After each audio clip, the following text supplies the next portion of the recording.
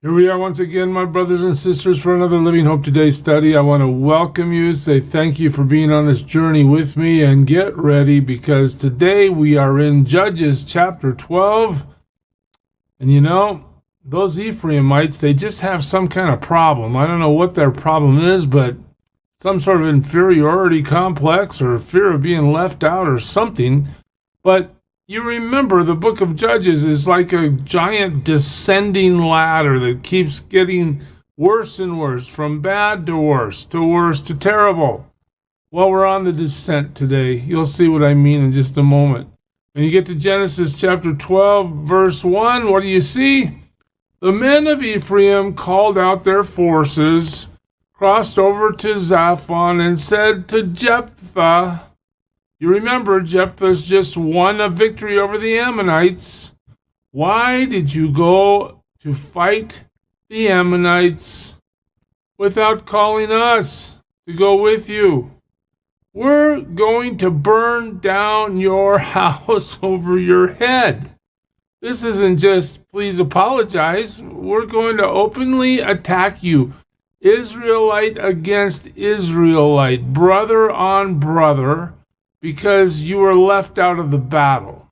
Well, big problem. Remember back in chapter 8, right? Ephraim shows up with Gideon and says, hey, why didn't you call us? This seems to be a thing with Ephraim. I don't know why this tribe of people feels so left out when they don't get invited to war, but they are definitely upset about it. They're going to burn his house down now. Jephthah is going to receive punishment from them. Well, Jephthah says what? I and my people were engaged in a great struggle with the Ammonites, and although I called you, you didn't save me out of their hands. And when I saw that you wouldn't help, I called you guys. You didn't show up. I took my life in my hands. I crossed over to fight the Ammonites, and the Lord gave me the victory over them. Now why have you come up today to fight me? Here we go. Things are going from bad to worse. Jephthah then called together the men of Gilead and fought against Ephraim. All through the book of Judges so far, the battle has been enemies against Israel versus Israel. But now in chapter 12 of the book of Judges, we see that now it's Israeli against Israeli fighting each other. So the Gileadites, these are the guys with Jephthah, they struck them down because the Ephraimites had said, you Gileadites are renegades from Ephraim and Manasseh.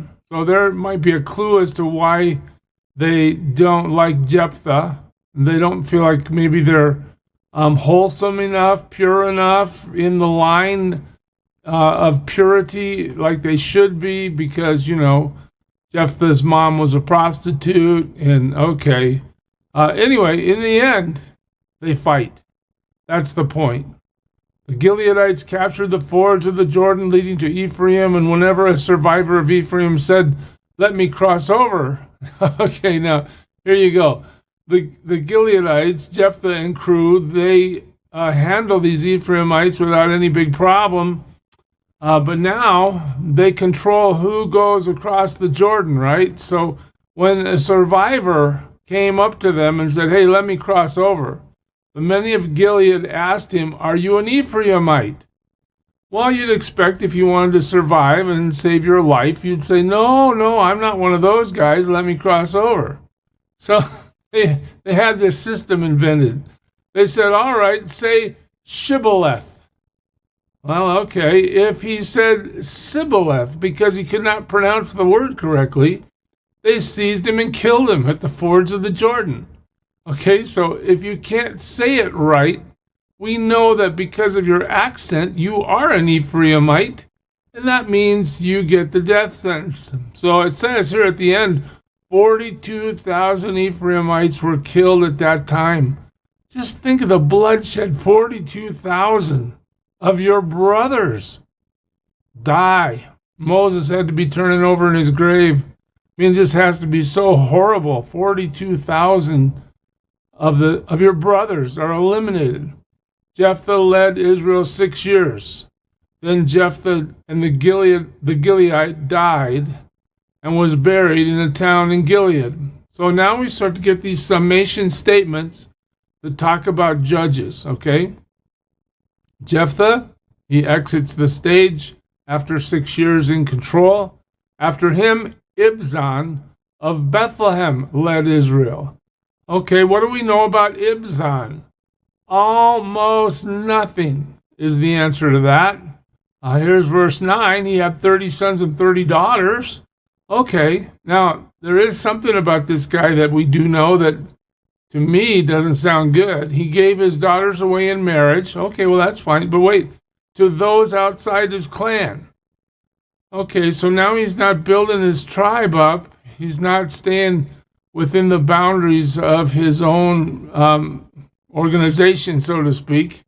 He's going outside. And for his sons, he brought in 30 young women as wives from outside his clan.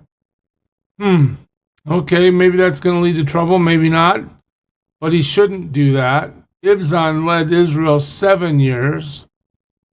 Then Ibzan died and was buried in Bethlehem, and after him Elon, the Zebulunite, led Israel for 10 years.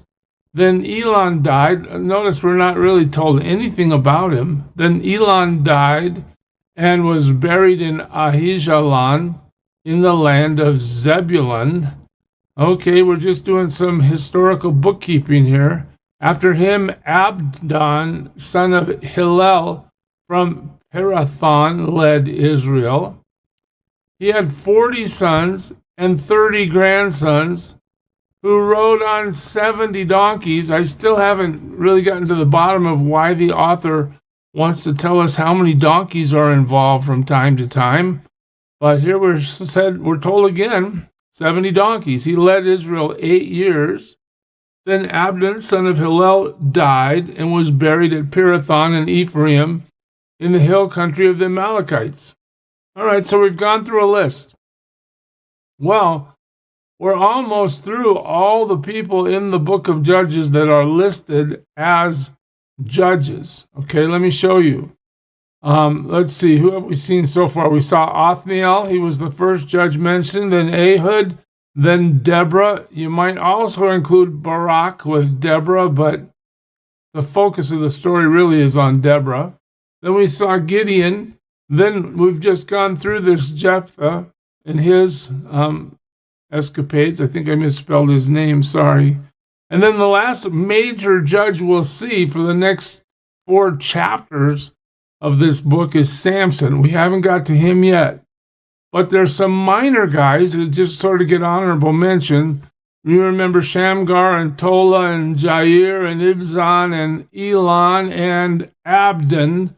These guys get mentioned as judges. You remember judges are there to deliver people out of trouble once they repent to God, but we're not really told in every case what the trouble was. But we're going to journey on to Samson in the next few days to understand how God judges the enemies of Israel through Samson and how God rescues his people through Samson. But again, this is going to reinforce the theme of the book of going from bad to worse, because Samson himself is a major part of the problem.